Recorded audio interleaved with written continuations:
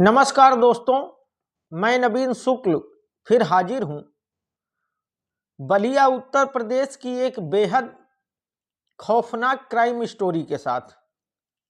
दोस्तों, अभी हमारा समाज इतना एडवांस नहीं हुआ है कि बच्चे अपनी मर्जी से कुछ भी करते रहें और हम चुपचाप आंख मूंद कर देखते रहें। खासकर गांवों में इन बातों पर आज भी सामाजिक प्रतिष्ठा से जोड़कर ही देखा जाता है।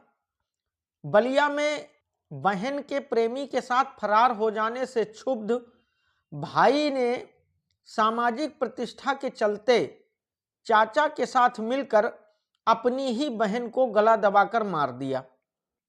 दोस्तों, बलिया के बैरिया थाना क्षेत्र के टोला फतेह राय की 20 वर्षीय प्रीति यादव का शव छत बिछत स्थिति में 18 नवंबर 2025 को बकुलाहा रेलवे ट्रैक के पास मिला।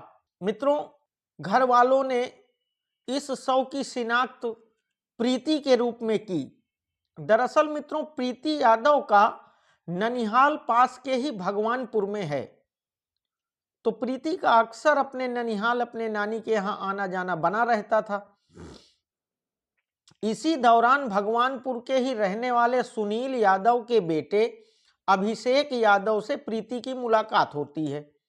जान पहचान बढ़ती है और बाद में इन लोगों का मिलना जुलना शुरू हो जाता है और फिर धीरे धीरे दोनों में प्यार हो जाता है।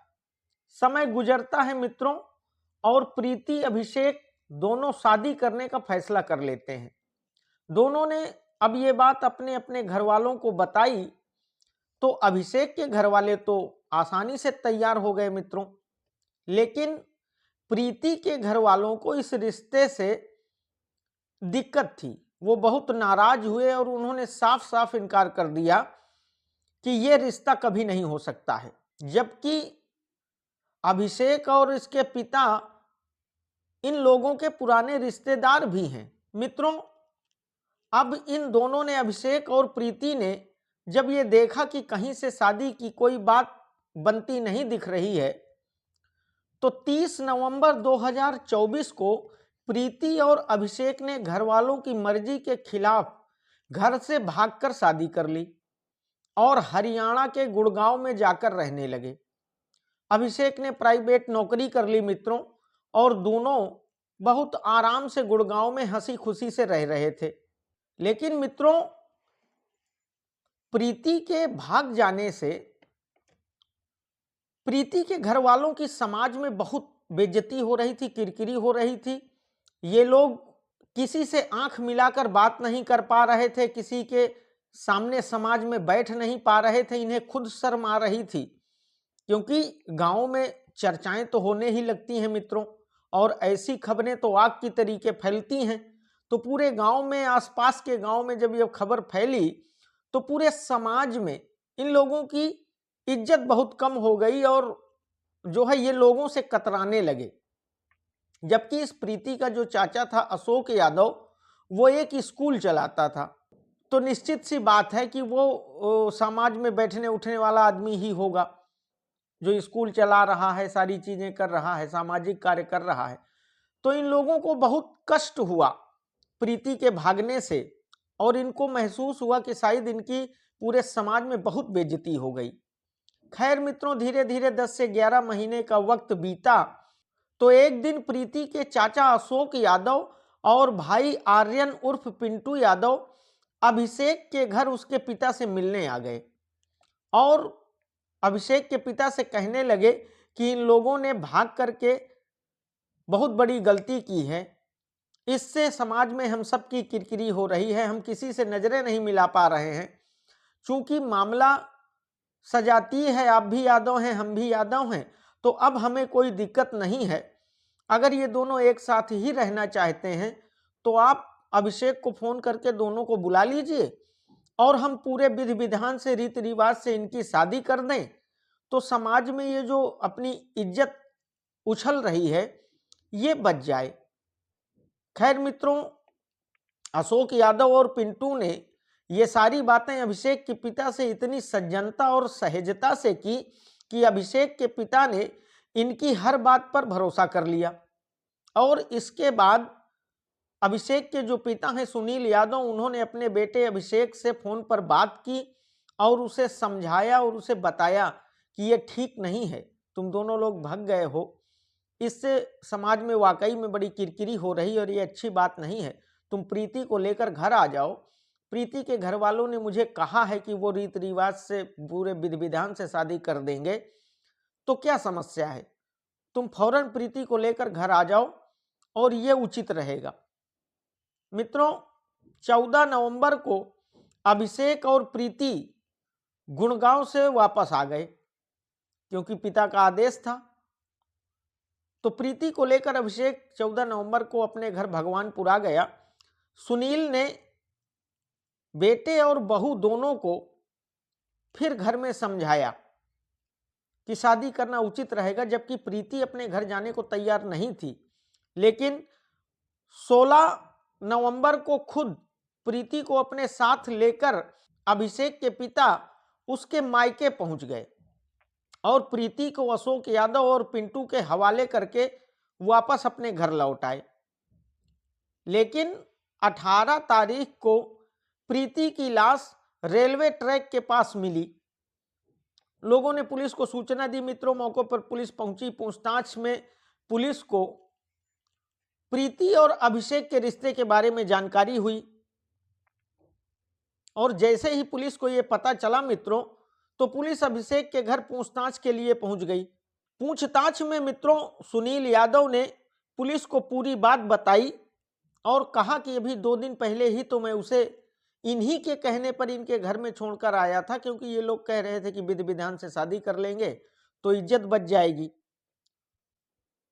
और अब लाश मिली है तो निश्चित तौर पे प्रीति की हत्या अशोक यादव और पिंटू यादव ने ही की है। क्योंकि मित्रों इनके घर प्रीति को छोड़ने के बाद जब सुनील यादव ने इन लोगों से बात की, जानकारी ली, तो इन लोगों ने सुनील को धमकाना शुरू कर दिया। मित्रों, अब पुलिस ने सुनील यादव की तहरीर पर केस दर्ज कर जांच शुरू कर दी और जैसे ही अशोक यादव और पिंटू यादव को तलाश करने के लिए पुलिस घर पहुंची तो पता चला कि ये दोनों घर से फरार हो गए हैं। प्रभारी निरीक्षक विपिन कुमार सिंह ने आरोपी आर्यन उर्फ पिंटू यादव को पुरानी रेलवे क्रॉसिंग के पास से गिरफ्तार कर लिया। अब मित्रों पुलिस ने पिंटू को अरेस्ट करके सख्ती से पूछताछ शुरू की तो पिंटू टूट गया मित्रों, और उसने अपना जुर्म कबूल कर लिया और पिंटू ने पुलिस को बताया कि चाचा के साथ मिलकर उसने ही अपने बहन की हत्या की है। पिंटू ने पुलिस को बताया मित्रों कि बहन ने भागकर शादी की थी, जिससे समाज में हमारी बड़ी किरकिरी हो रही थी, इसी वजह से हमने अपनी बहन की हत्या कर दी।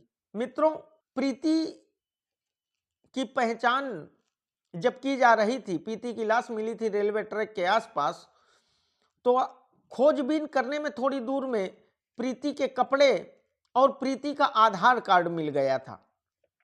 वहीं से पुलिस को इन लोगों के बारे में पता चला और फिर धीरे धीरे पुलिस ने कड़ियां अभिषेक वाली और बाकी सब जोड़ी। पिंटू यादव ने यह भी बताया मित्रों कि मैंने और चाचा ने ही प्लान बनाया था कि हम लोग इनके घर जाएंगे, इनको झांसे मिलेंगे और इनके पिता से कहकर इनको बुलवाएंगे और जब प्रीति आ जाएगी तो उसकी हत्या कर देंगे। मित्रों, 16 नवंबर को जब सुनील यादव प्रीति को छोड़कर गए तो घर जाने की बात को लेकर प्रीति और इन लोगों में झगड़ा शुरू हो गया और इन लोगों ने प्रीति को बुरी तरीके से मारा पीटा। मित्रों, प्रीति लगभग अधमरी हालत में पड़ी थी, तभी अशोक यादव ने उसके दोनों पैर पकड़े और पिंटू यादव ने पूरी ताकत से उसका गला दबा दिया और फिर थोड़ी देर में ही प्रीति की सांसें रुक गईं। मित्रों, पिंटू यादव ने बताया कि फिर हम लोगों ने लाश से कपड़े उतारे, उसे कंबल में लपेटा और रात में ही बाइक से रेलवे लाइन के किनारे एक सुनसान जगह पर ले गए। वहां काफी पानी भरा हुआ था। फिर उसी जगह हमने चाकू से प्रीति की गर्दन काटी और धड़ को ट्रेन के सामने फेंक दिया। और ये इसलिए किया ताकि प्रीति की पहचान न हो सके और लोगों को यह घटना बिल्कुल हादसा लगे। दोस्तों, पुलिस ने पिंटू यादव के पास से वो चाकू भी बरामद ही कर लिया था जिससे इसने प्रीति की गला काटकर हत्या की थी। मित्रों, पिंटू यादव के इस कबूलनामे के बाद पुलिस ने पिंटू यादव को जेल भेज दिया और चाचा अशोक यादव की तलाश जारी है। पुलिस की कई टीमें अशोक यादव को गिरफ्तार करने के लिए लगातार छापेमारी कर रही हैं और जिस बाइक से ये लोग प्रीति की लाश लेकर रेलवे किनारे गए थे उस बाइक को भी पुलिस ने सीज कर दिया है। दोस्तों, सोचने वाली बात यह है कि क्या किसी की इज्जत उसके बच्चों की जान से ज्यादा कीमती हो सकती है? खोखली रिवाजों और झूठी शानो शौकत के चलते कोई इतना निर्दयी कैसे हो सकता है मित्रों कि वो अपने ही बच्चों की जान ले ले? जिसे इतने दिनों तक पाला पोसा बड़ा किया उसे ही इतनी निर्दयता से मार डाला। जीने देते ना उसे अपनी जिंदगी अपने तरीके से। आपको ज्यादा दिक्कत थी तो आप उससे सारे रिश्ते नाते तोड़ लेते, लेकिन ऐसे हत्या करने की क्या जरूरत थी मित्रों? क्या अब उसकी जान लेकर इन लोगों की इज्जत बढ़ गई? समाज में इनकी कॉलर ऊंची हो गई? कुछ नहीं मित्रों, यह सिर्फ वहम है और अहंकार है, बदले की भावना से किया गया कृत्य है। तो दोस्तों, यह थी बलिया की वह खौफनाक कहानी जिसमें प्रेमी के साथ भागकर शादी करने से क्षुब्ध भाई और चाचा ने बेटी की निर्मम हत्या कर दी। मित्रों, यह कहानी मैंने आप सब लोगों के बीच में इसलिए रखी ताकि मित्रों आप सब लोग अपने बच्चों पर शुरुआत से ही नजर रखें, उन्हें देखें वो क्या कर रहे हैं, कहाँ जा रहे हैं, किसके साथ क्या कर रहे हैं, ताकि बाद में किसी को इस तरीके की हत्या को अंजाम देने की जरूरत न पड़े। मित्रों, आप सब लोग सतर्क रहिए, सुरक्षित रहिए, मस्त रहिए और मेरे चैनल को शेयर और सब्सक्राइब करते रहिए। बहुत बहुत धन्यवाद।